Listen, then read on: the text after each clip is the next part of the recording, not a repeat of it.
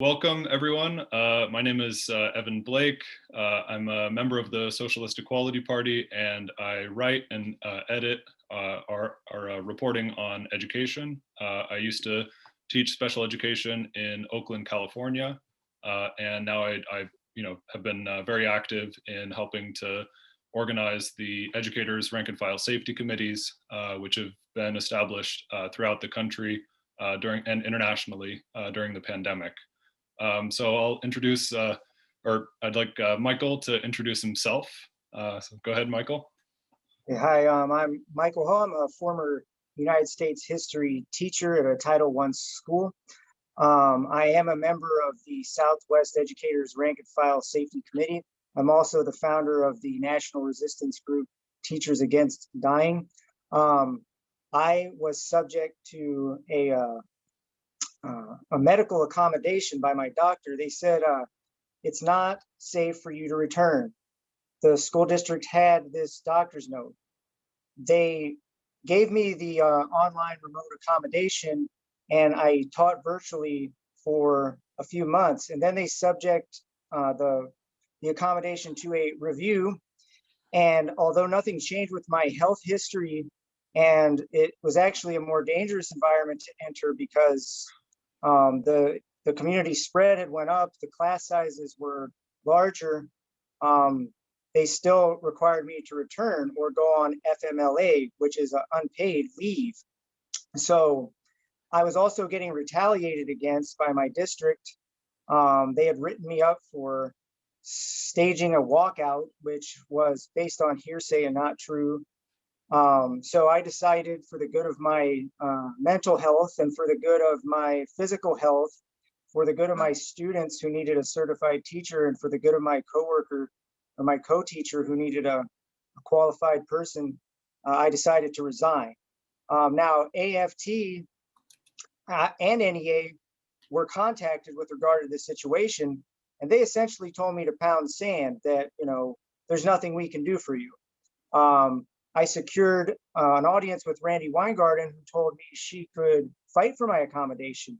But why was that retroactive, and why was AFT and NEA not active in trying to fight for these accommodations? Because I think one of the worst aspects of this whole thing that anybody could agree on is that it isn't right to force people that have underlying health conditions to choose between going against their doctor's advice and their health versus the threat of losing their income. So that's my struggle, and that's my fight, and what I've been dedicated to is helping other teachers and giving them a place where they can vent, organize, network to resist the homicidal policy of reopening schools that's based on an economic driver.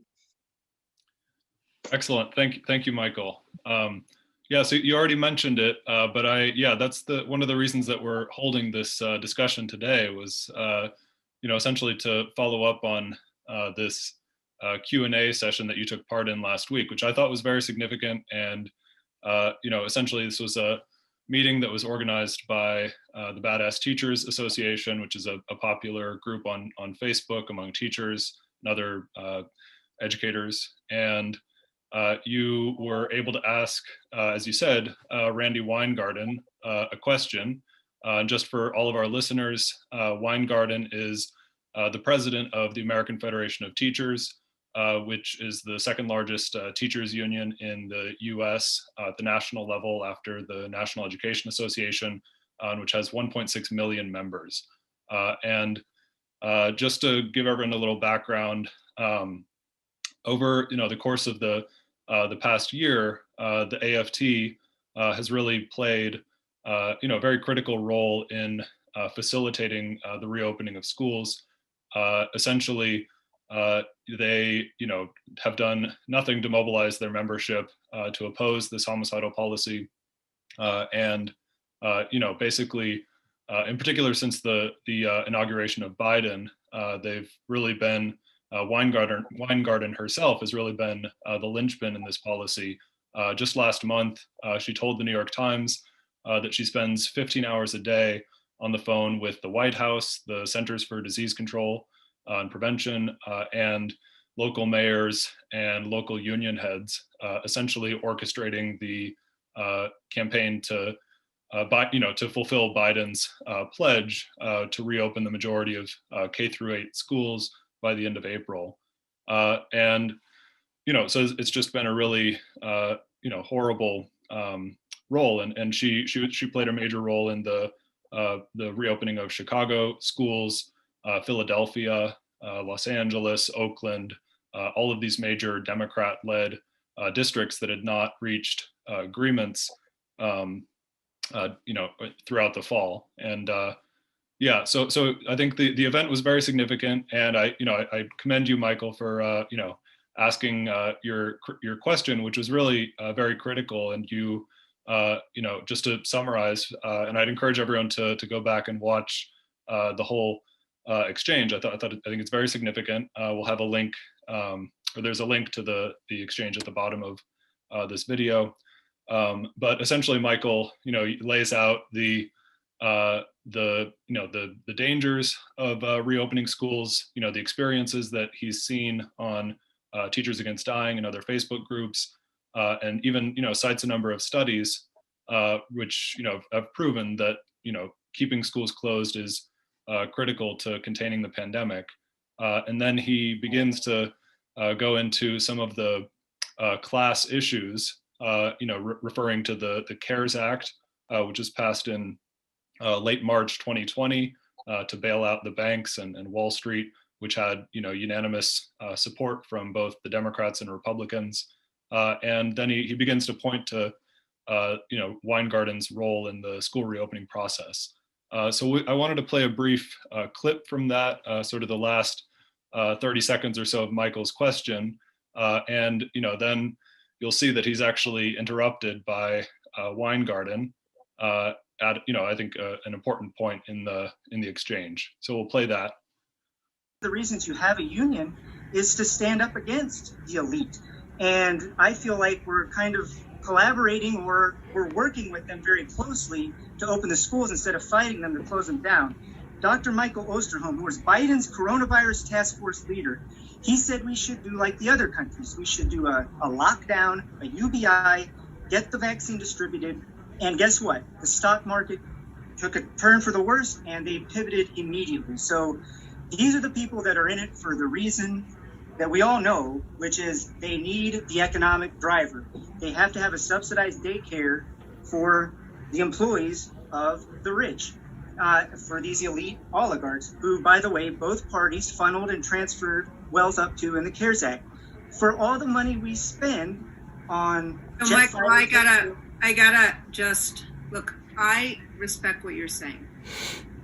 I hear what you're saying. I respect what you're saying. I have spent hours and hours myself. I'm not a scientist. My sister's a scientist. She's an intensive care pediatrician. My brother-in-law's a scientist. He's a radiologist. They both have been working through COVID in COVID wards. We have 250,000 nurses who we represent, respiratory therapists and nurses, been working throughout this in person. We have hundreds of thousands of educators who have been working in person. So, Michael, I think it's very interesting that Weingarten interrupted you when she did, when you started to raise these class issues. So maybe I was wondering if you could comment on this a bit, and maybe finish, the question that you were planning to ask her, any other points that you wanted to raise before you were interrupted.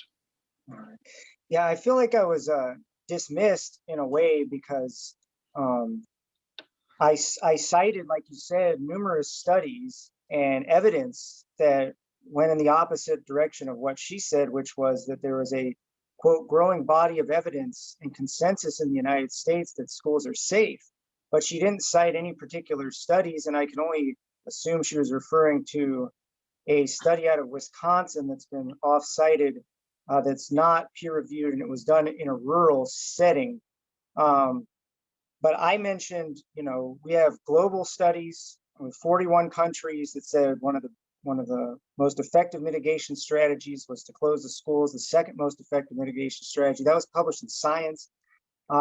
study out of Montreal that showed the kids' cases were antecedent to the spikes in the adult cases, which lends evidence to the fact that the schools are a hotbed of transmission. I cited the Illinois Department of Health that showed that nearly a quarter of the cases were caught in a school setting. And I also mentioned just the common sense that the pediatric cases are up to 3.2 million when it was thought before that they were not carriers or could transmit the virus or significant vectors of coronavirus, which has been proven otherwise. So she came at me with a growing body of evidence. But what I found significant was that she cut me off when I started talking about the union's role in actually collaborating with the elite to get the schools open. And I mentioned the economic driver factor, the fact that even though these oligarchs is what they are, they've received all sorts of subsidy and bailout with the CARES Act, and now this recent $1.9 trillion relief bill. They've received everything, and we've gotten scraps. And so, in lieu of all of this evidence that schools aren't safe, why are you still sending teachers back? Isn't the idea of a union to fight against the elite, not to collaborate with them? And so when I started talking about those class issues and the fact that the union is working hand in hand with the people we should be fighting against, that's when I was cut off and I was essentially just dismissed. And I would also mention the guests prior to me, they had long 20-minute speeches, and they brought up important issues about, social relations and race, and there was some reference to safety, but they didn't really get to the heart of the matter, which is this is a policy that's based on the elite want a subsidized daycare, and that goes hand in hand with the CARES Act, which is they got all of the relief, we got scraps, and this never needed to be. And there's been a wedge driven in between teachers and workers because of this false choice that it's on one side, you keep your job, but you have to go face and risk death, versus you get to keep your life and your health, but then you have to lose your job. And it never needed to be that way.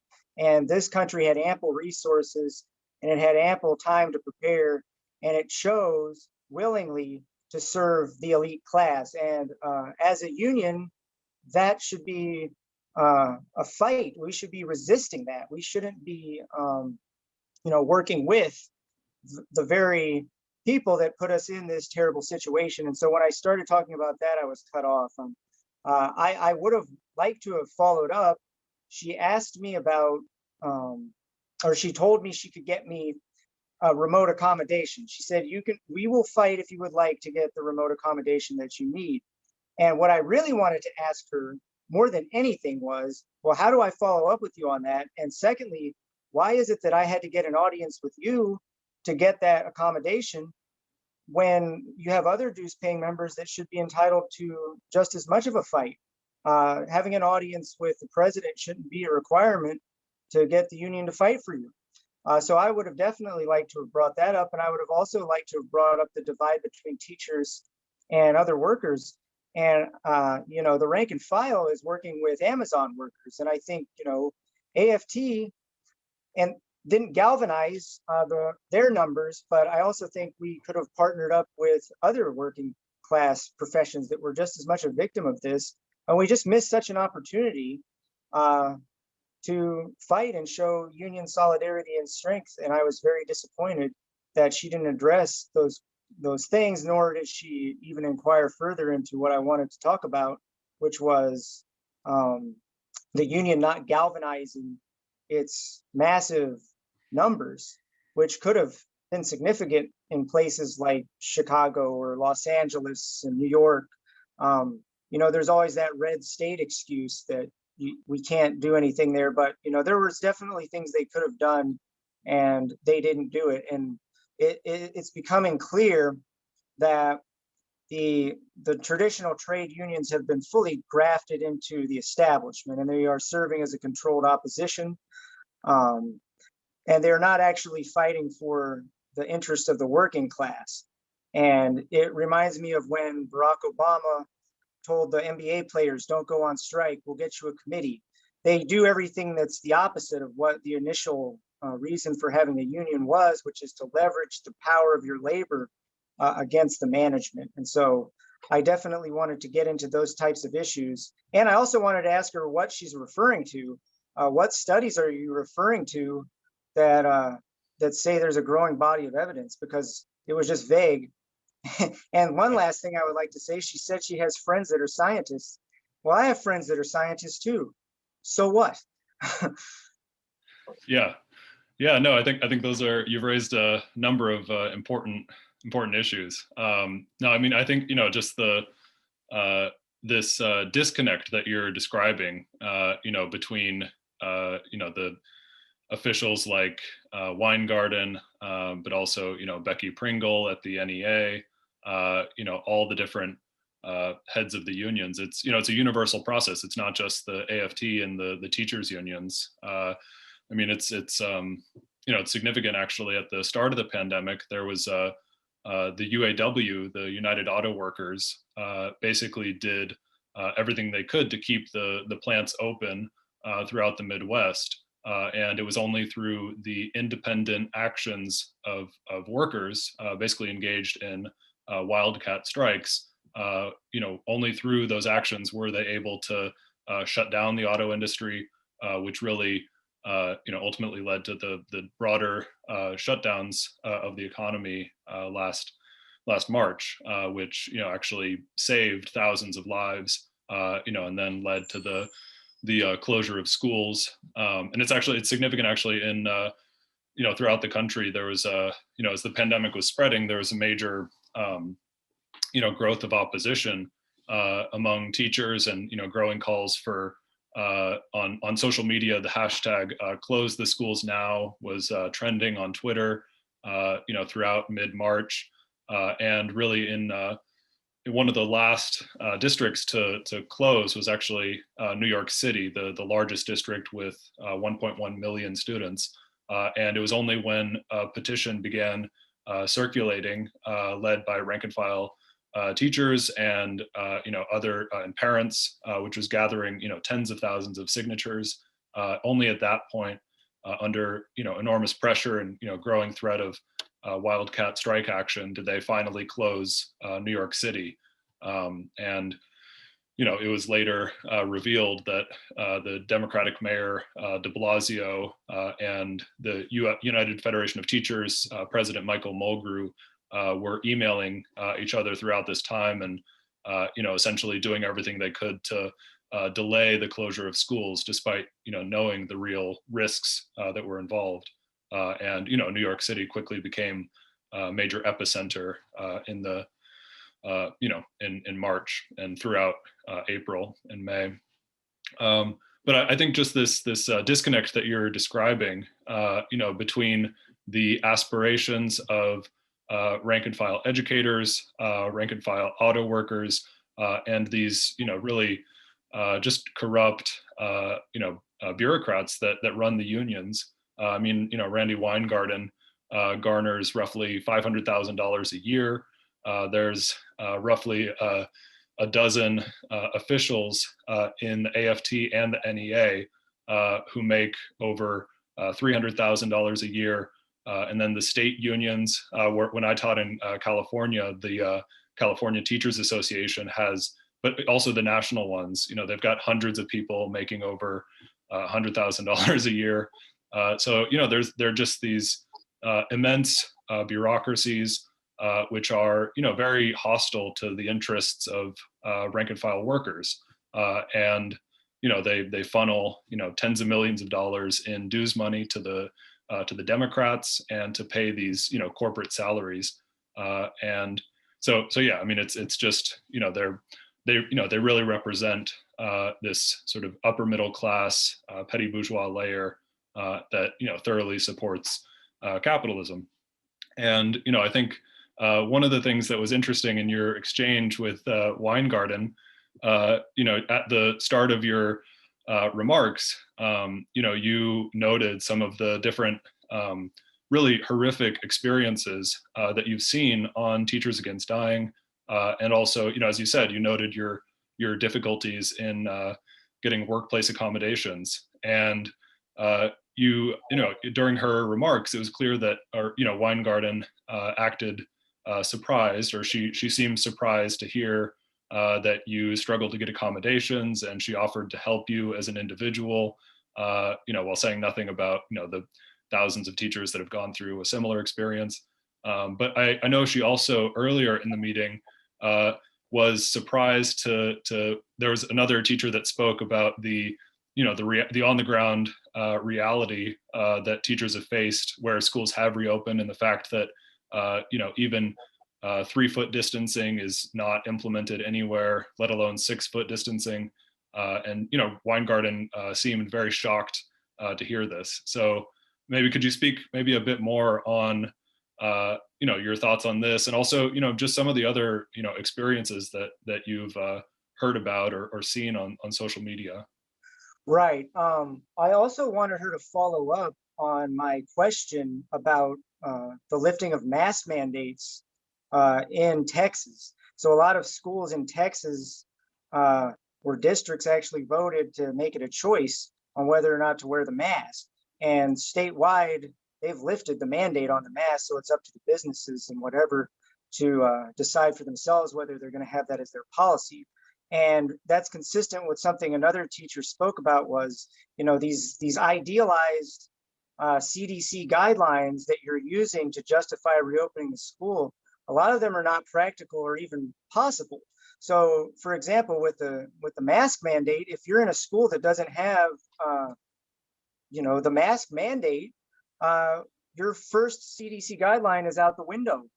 And that's if you have a window that opens in an aerosolized pandemic. And I think it's also critical to note that Weingarten was opposed to the 3 feet distance that they changed it to from 6 to 3.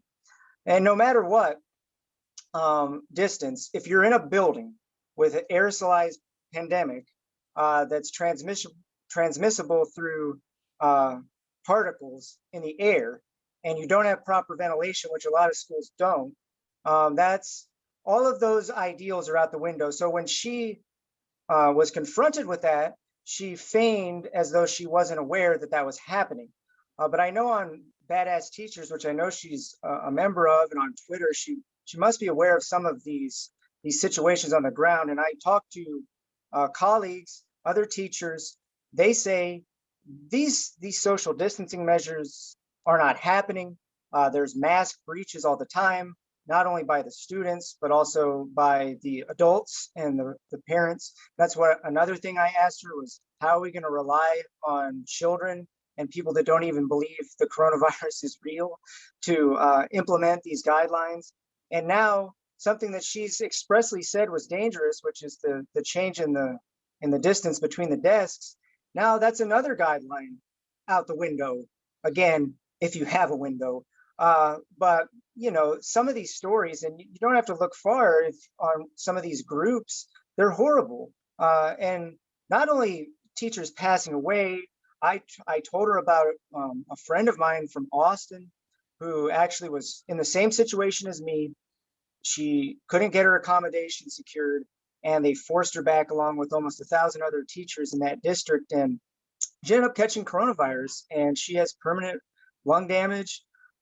She's had strokes as a result. She's on oxygen. These are horrible, heartbreaking stories, and they're out there.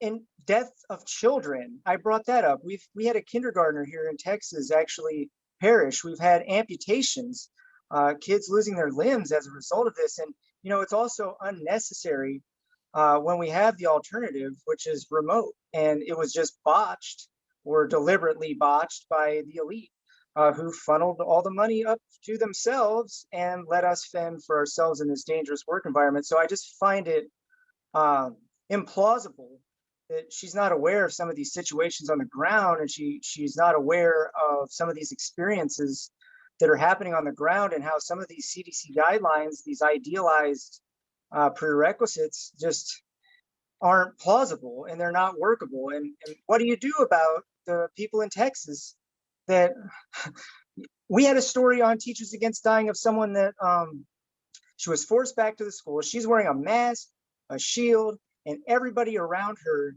is maskless. And you know what? I've actually had nightmares of that exact same scenario, two of them. And I expressed those on the group, and other teachers have that same nightmare. So it's psychologically traumatizing.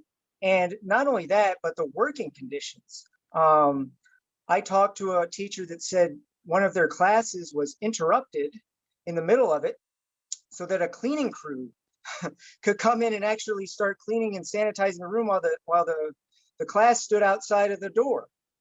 So this idea that it's so conducive to good mental well-being, there's an old saying that says the teacher's working environment is the student's learning environment. And, there's also stories of horrible stress in lieu of this hybrid model where the teacher is forced to not only instruct virtually, but also in person. And I'll also say one more thing is this idea that it's more enriching. Also heard stories about teachers who are there in the class. They have students with no device. They sit there in the classroom and take notes, only to have to go back to their personal computer at home to do the work. So this idea that it's for the kids and the way they try to guilt trip teachers into going back is just abjectly false. It's gaslighting, it's manipulation. And you know what? I care about my community. I care about my students. I don't want them to have to worry about a virus that could take their family's life. I don't want to worry about them having the psychological trauma of being a vector for one of their loved ones. I think the whole situation is terrifying, really.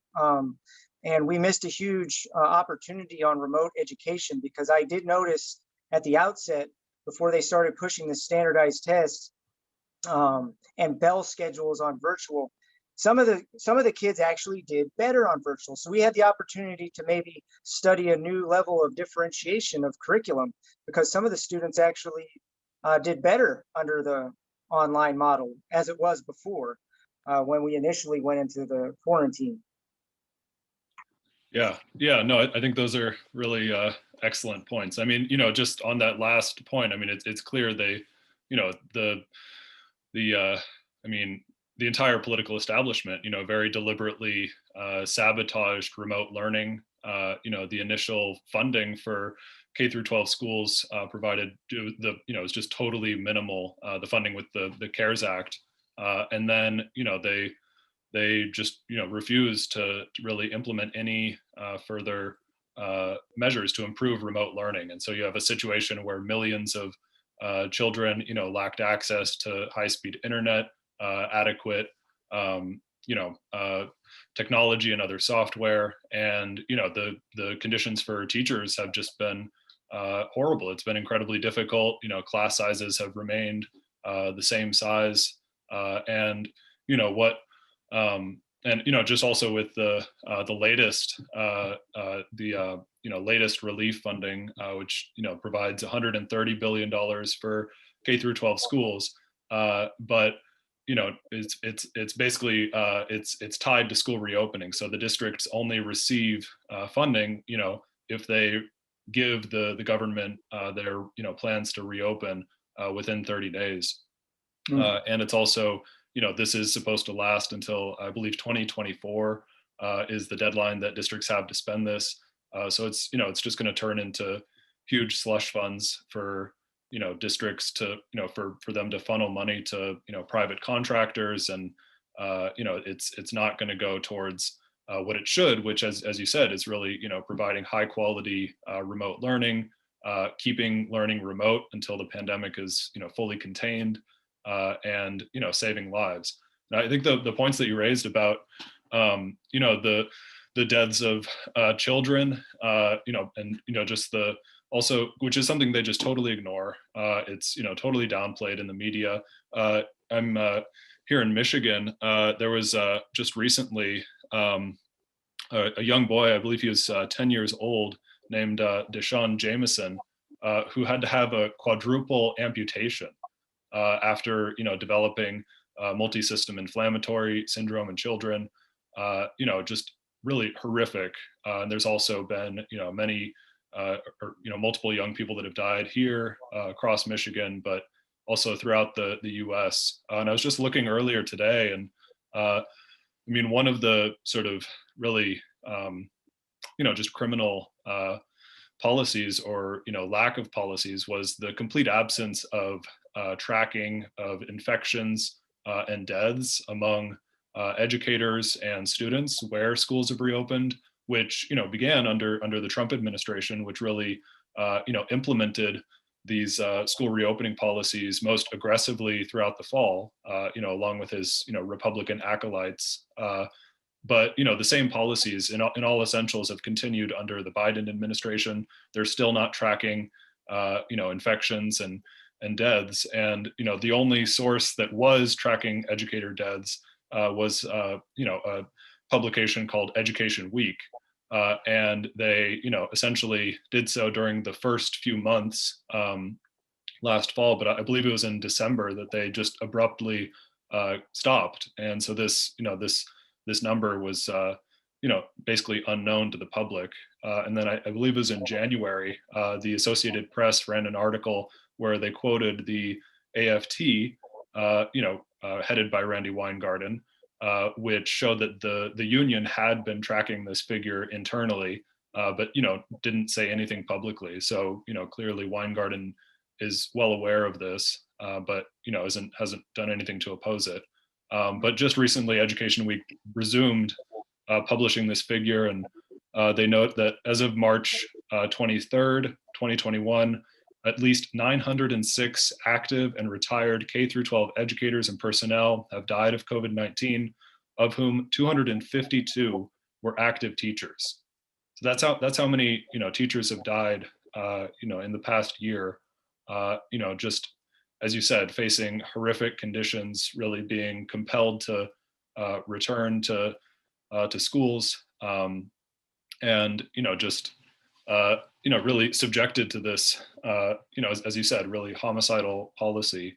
And I think just the long-term impacts of COVID are also not fully understood, and in particular on children. We have no idea what impacts this will have. Obviously, children aren't, they haven't finished the trials to see if the vaccine is safe for children. So they're literally sending tens of millions of kids into these classrooms where they risk becoming infected. There's been over 700,000 infections of students and staff connected to K-12 schools, according to the COVID monitor, which is run by whistleblower Rebecca Jones. And they have no idea what the long-term impacts will be, but it does affect children. Many have had horrific complications, many of the same symptoms that adults have as well. I think that's such a good point, is that if you actually believe that the shifting sands of the CDC guidelines are actually based on science, and not on politics, if you really believe that, they indicate that we changed from, remember, we didn't need a mask, then we did, and it's 6 feet, now it's 3 feet. The fact that we don't know enough that this is a new virus just makes it unconscionable to subject people, students, teachers, staff, to what amounts to a science experiment. We don't know the long-term impacts. And so, I also wanted to mention to Ms. Weingarten about the mental health of the teachers and the mental health of students that, we talk about suicide rates went up, but you know what? Suicide rates have been going up every year prior to this. That's a continual trend. And you never heard about any focus on mental health until it was a convenient scapegoat. It's sort of like the gun issue. They start bringing up mental health, even though, the people that believe in unlimited access to guns are the same people that want to criminalize mental health problems and deny access to it. It just seems like a scapegoat. And I also think we missed such a big opportunity with the online learning, and it was, like you said, sabotaged. For all of the resources the United States that went to, the Shake Shack CEO or Sonic or a mega church that pays no taxes, just think of all the mental health supports we could have provided for our people and our students. The relief checks. I mean, Canada does 2,000 a week. We're squabbling over 1,400 versus 2,000. We could have done pods. We could have done all types of state-of-the-art technology, and we just chose not to. So these deaths were not by accident. They were a conscious policy decision, and all of the suffering, all of the psychological trauma, it's on these people's souls. And I don't know how they sleep at night, to be honest with you, because they have blood on their hands. Michael, it's been a really great discussion. I just wanted to ask concluding just a couple final questions. So you mentioned earlier that you're a member of the Southwest Educators Rank and File Safety Committee, also the committee in Texas. And yeah, I guess I was wondering, could you speak a bit on maybe why you joined the committee, and also why do you think educators and other workers need to build rank and file committees like this one in the US, but also worldwide? And maybe you can explain a bit sort of how these committees are different from the unions, and what they're fighting for. Yes, I'm still a member of AFT, and I'm also a member of the rank and file committee. I'm still waiting on Randi Weingarten with bated breath to get back to me on the accommodation. I have emailed her. I've emailed AFT about getting back to me on the accommodation. But the reason I joined the rank and file was because I was failed. My union, I would say, failed me when I needed it the most. And if there was ever a time when teachers needed a union, or workers in general needed a union, and for someone to stand up for them, it was now. And especially those of us that had the underlying health conditions. And like I said, anybody could look at that and say it's unconscionable to force people to go against the medical advice of a physician and choose between that and their livelihood and their income. I just think that's unconscionable. And I think there's just a fundamental conflict of interest when you have like you mentioned, a six-figure salary.